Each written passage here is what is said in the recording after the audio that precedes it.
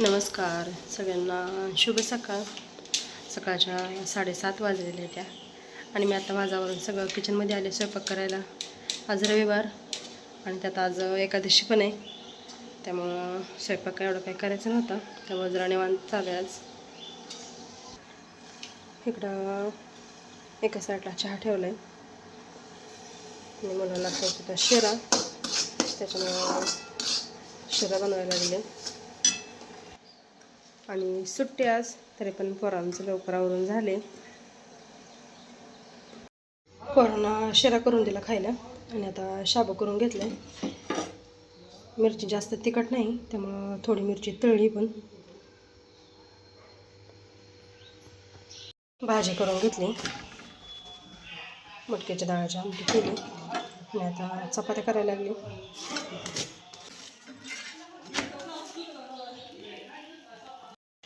जेवण झाले सगळ्यांची. घरात सगळी झाडून पुसून स्वच्छ करून घेतली, भांडी घासून घेतली. ती घरातलं सगळं काम आवरले आणि इकडं शेंगा वाळत घातले. ते काल काही पाऊस आला नाही आणि आज पण काही पाऊस नाही, ऊन पण नाही जास्त, तेवढंच वाळते. ते शेंगा चांगल्या पलीकडे कागदावरच्या बऱ्यापैकी वाळले. ते ह्या अजून वल्या येत्या. सकाळी घरातली कामं आवरल्यावर ब्लाऊज कट करून घेतला होता. माझाच ब्लाऊज आहे ही, अशाच रंगाची पार्टीवर साडी. शेंगा वाळवत ब्लाऊज शिवा म्हटलं, रानात पण काही कामं नाही ते आता. तर प्रिन्स कट शिवला ब्लाऊज. महाग डिझाईन होती बरं का खरं तर ह्याला, त्याचा गळा खूप छोटा होता आणि तो बोटनिकमध्ये शिवायला येत होता, पण मी काही नाही शिवला बोटनिक, साधा सिंपल शिवला. गोल गळा काढला, त्याला ह्याच्यावर असं खडा येतं, त्याच कलरची लेस लावली, सिल्वर कलरची. आणि ह्याच कापडाचं नॉड आणि लटकन केले.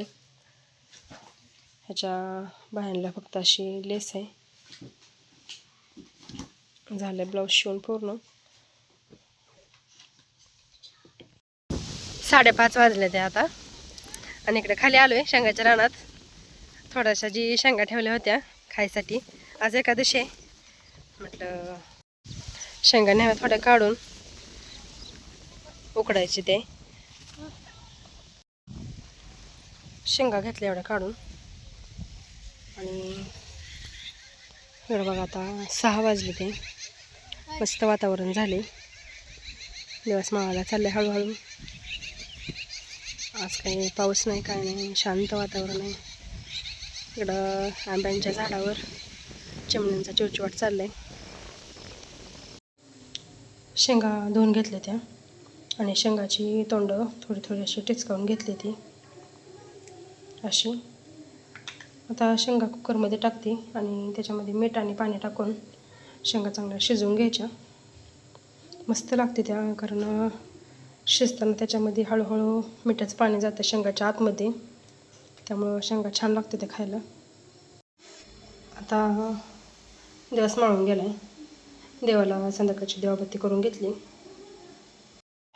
चपात्या करून झाल्या त्या आणि आता भाजी करायला लागली. बटाट्याची भाजी करणार आहे. भाजीपाला घरातला सगळा संपला होता, आत्ताच आणलाय. इकडं शेपाची भाजी निवडायला चालू आहे. आता ही सकाळची पोरांच्या डब्याची तयारी चालू आहे. 4-5 पेंड्या आणल्या त्या शेपाच्या भाजीच्या. कोथिंबीरचा एक मोठाच्या मोठा भेळा आणलाय आणि इकडं घेवड्याची शेंग. आधी भाजीपाला भरून ठेवला आणि आज काय जेवायला पोरं पण जेवले. ती आम्ही दोघीजणीच आहे, त्यामुळं 2 बटाटे चिरले. ती तेवढ्याची आमटी करायची, बाकी त्या सगळ्यांची काय एकादशी आहे. आणि इकडं दोडका आणला आहे, टमाटा, बटाटा, कोबी, भेंडी असा भरपूर भाजीपाला आणला आहे. The next day. नमस्कार सगळ्यांना, शुभ सकाळ. सकाळच्या 5 वाजलेल्या आहेत आणि आज जरा मी लवकर उठली. आज पुरणपोळ्याचा स्वयंपाक करायचा आहे. आमचा आकडातला देवदेव करायचा राहिला आहे. आम्हाला सुतक होतो, त्याच्यामुळं राहिले. आणि आज शेवट दिवस आहे आखाडातला, मंगळवार. त्यामुळं आज नैवेद्य करायचं आहे. इकडं हरभऱ्याची डाळ घेतली मीठ करून, कुकरमध्ये पाणी ठेवले गरम व्हायला. पाणी गरम झालं की डाळ शिजायला टाकते. भजी करायचं पीठ तयार करून घेतले. कढईत तेल ठेवले तापायला. आता कुरवडी, पापडी, भजी सगळं तळून घेते. तोपर्यंत आपली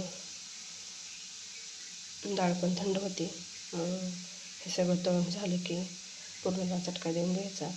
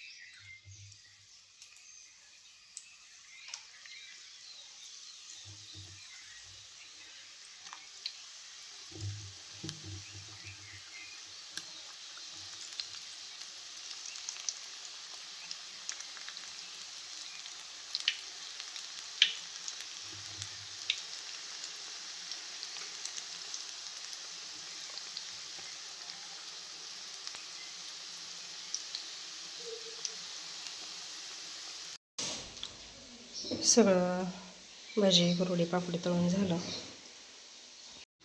आणि तोपर्यंत आपली डाळ पण शिजली चांगली. डाळीतलं येळून घेतलं आणि आता येळण्याची आमटी करायला लागली. त्यामध्ये जिरे टाकून वाटण टाकलं आणि वाटणामध्ये लसूण, कढीपत्ता, खोबरं, कोथिंबीर, आता काळं तिखट टाकते आणि येळवण ओतून घेते.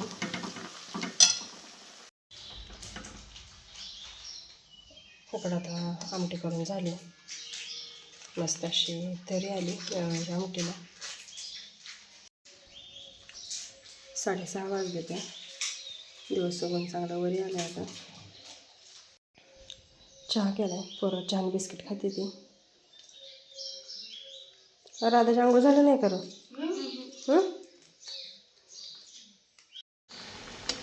आता कोणाला चटका देऊन घ्यायला लागले.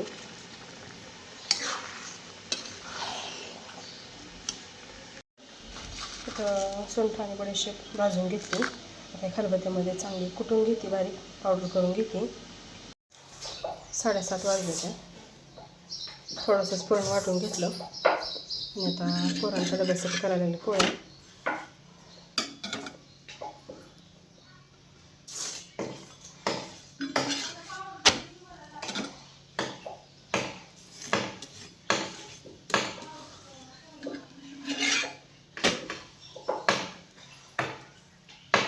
पुरण वाटून घेतलं आणि आता पोळ्या करायला सुरुवात केली.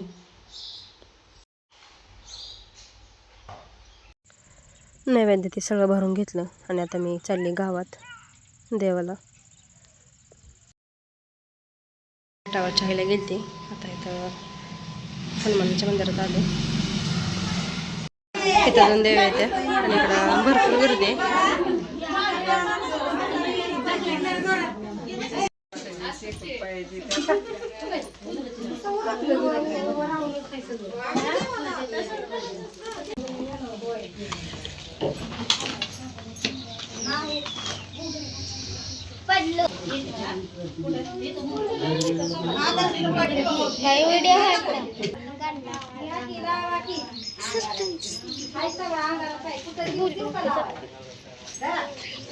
आता अंबाबाईच्या मंदिरात आली.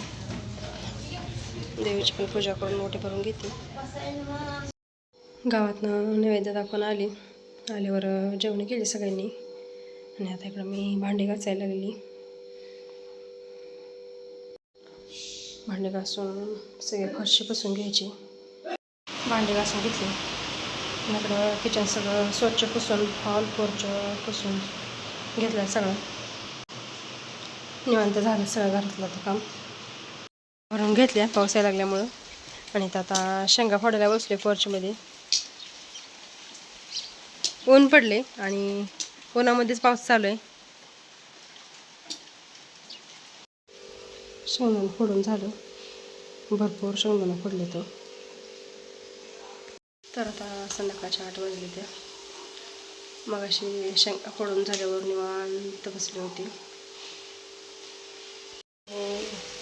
सकाळच्या पोळ्या भरपूर आहेत, सगळा स्वयंपाक आहे थोडा थोडा. त्यामुळे मस्त असा फोडण्याचा भात करायला लागले मी. कांदा चांगला भाजला आता टमाटा आणि बटाटा टाकून घेते.